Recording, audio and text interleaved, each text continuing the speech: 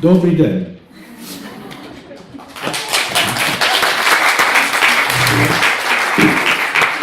That is 100% of my Czech vocabulary. Jste určitě rozuměli, to je vlastně celý jeho český slovník. I'm very happy to be here and not to be a hologram. Takže jsem šťastný, že tady je.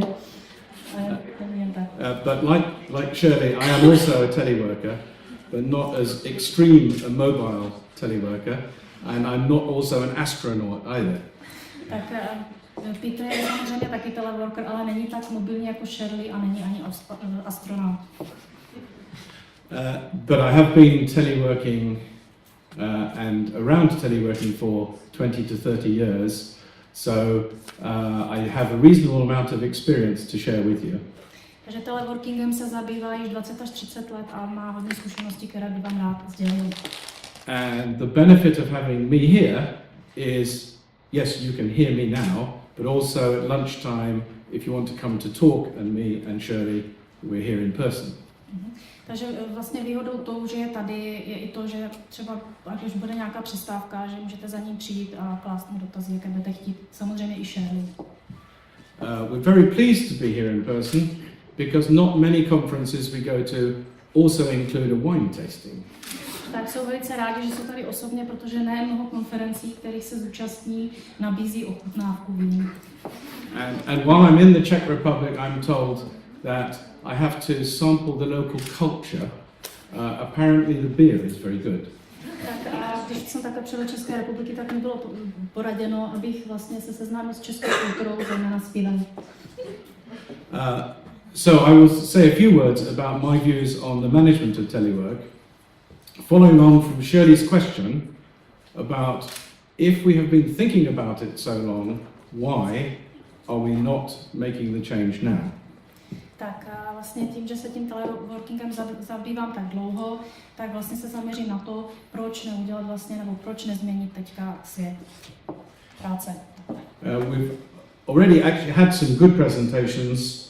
Michael Marta talked about the drivers for telework, so I don't need to repeat all of them again. Takže už jste si vyslechli mnoho těch prezentací od pana Marta, myslím se jmenoval, tak ten vlastně už tam nějaké ty základní hybné síly teleworkingu zmínil. Takže to nebudeme opakovat teda. Tak. So I will summarize the things we see driving the changes in the UK very quickly. Takže shrnu velice v rychlosti, co pohání změny v Velké Británii. So demographics, we are all living longer and wanting to work longer. Takže zaprvé jsou to demografická data, všichni vlastně žijeme déle a chceme pracovat déle. So there is now a demand for telework or more flexible working from people in their 60s, 70s, 80s now.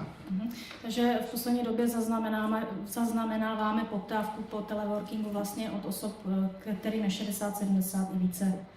So all this technology is not just for the 20-year-olds. Takže veškerá tady ta technologie, která tady byla zmíněna, není jenom pro dvacátníky. We now have a generation of grey surfers. Takže teď máme také vlastně generaci tady těch šedých. We also see the attitude towards work changing, social change, particularly with the role of women at work. Takže tuto změnu také vlastně doprovází úloha žen v práci nebo ve světě práce. Women are now getting more graduates from university who are female in Western countries, and they're getting better degrees. Takže v současnosti máme také víc absolventek v západních zemích a tím pádem vlastně jsou vzdělanější. So when they move into their 20s and 30s and start to have families, it makes sense for them to still stay at work. Takže když je jen těch 20-30 a plánují rodinu, tak i tak vlastně chtějí pracovat. And so the picture there of the daddy with the pushchair and the child is becoming more common. Takže v dnešní době se více vidíte ten obrázek, kdy ten tatínek tlačí kočárek, protože vlastně ty ženy pracují. And we've also heard a lot about technology. Of course, the young generation now are just very familiar with it, and it is just there all the time. Takže další výzvu vlastně představují technologie, hlavně teda mladí jsou s nimi velice dobře. So with that background, then we need to look at what is driving business to make changes to the way people work. Takže musíme se podívat vlastně, co přiměje ty společnosti k tomu, aby začaly přemýšlet jinak. We have done research, many other people have done research to show that telework saves costs and increases productivity. Takže provedli jsme mnoho výzkumů a nejenom my, které dokazují, že vlastně teleworking sebou přináší úsporu nákladů a zvýšenou produktivitu. In one survey we did, half of the teleworkers who work sometime in the office, sometime at home, said they were at least 50% more productive working at home. Takže provedli jsme vlastně průzkum a dotázali jsme se těch teleworkerů, jak vlastně hodnotí tu svoji produktivitu z domu a 50% z nich odpovědělo, že je jakoby daleko více produktivní, pracují z domu. And you can, if you work in a noisy office with people coming past and interrupting all the time, you can understand that. Tak pokud pracujete v kanceláři a pořád vás někdo vyrušuje, tak to určitě tomu porozumíte dobře. But because we're very bad at measuring output of many jobs, businesses still do not see that benefit very clearly. Protože vlastně změření výstupu práce je velice obtížné, tak proto vlastně ty organizace se tomu ještě brání, protože nevidí vlastně nějaký ten výstup konkrétní. So they tend to focus on the cost savings in space. If people can share desks, they need less office space. There's an obvious saving in money.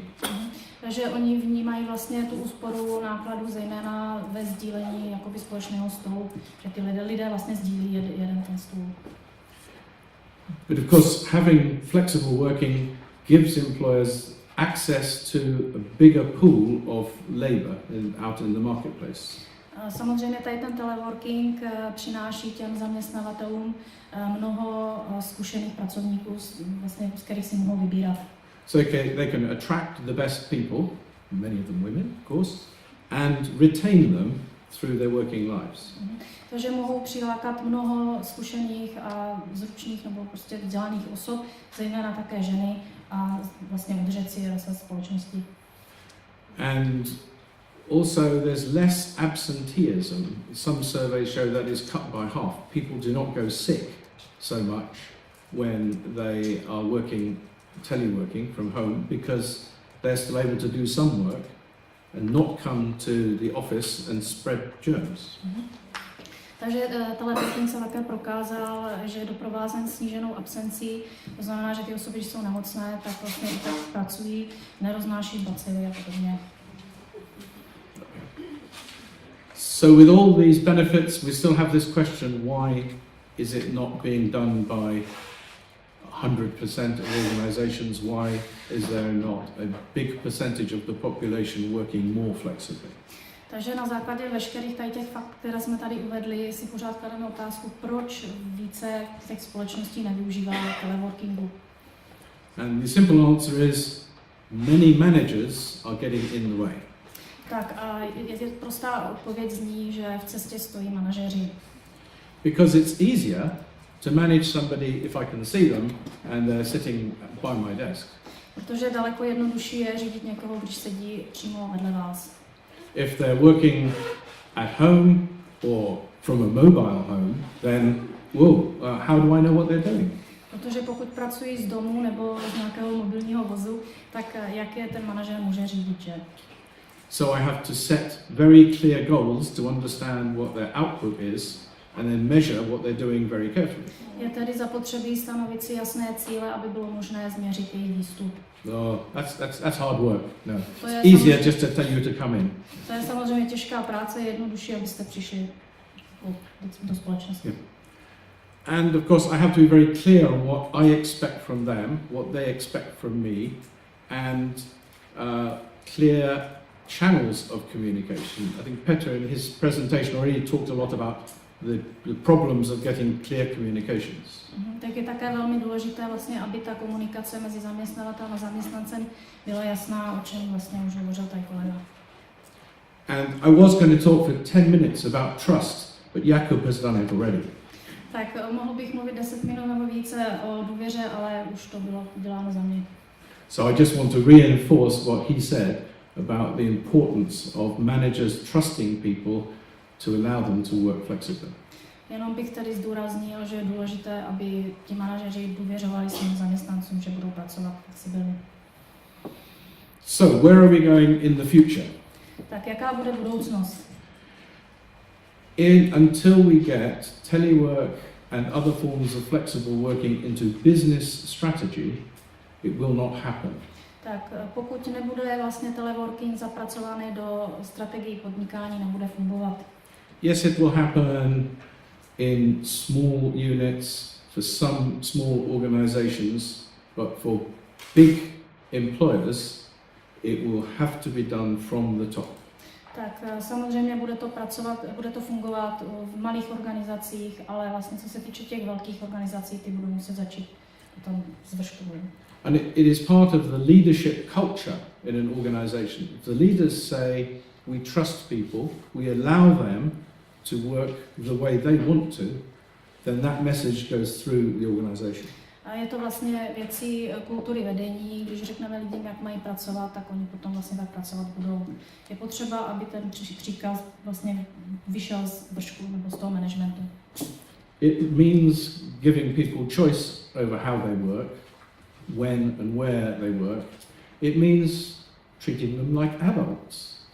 Takže to znamená, že vlastně my musíme dát těm zaměstnancům možnost výběru a chovat se k ním jako k dospělým.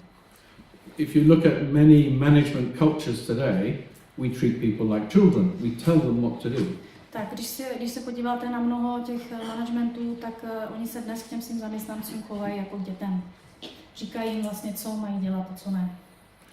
So a key to the success of the future is to get managers in organizations ready for the new world of work. Takže klíčové pro budoucnost je to vlastně připravit manažery na to, aby byli schopni ten teleworking aplikovat do praxe. And again, Jakub said this as well.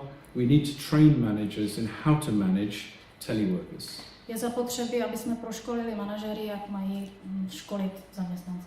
Yeah. Now I have one recommendation as to how they can learn. There's a very good book on the subject. Takže jedno doporučení, tak tady by Petr rád představil svoji knihu. Tam máte odpovědi.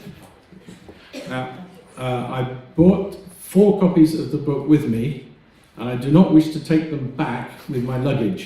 Takže připravil si nebo přivezl si 4 kopie a nechce je vést zpátky. I want to take some Trebich souvenirs instead.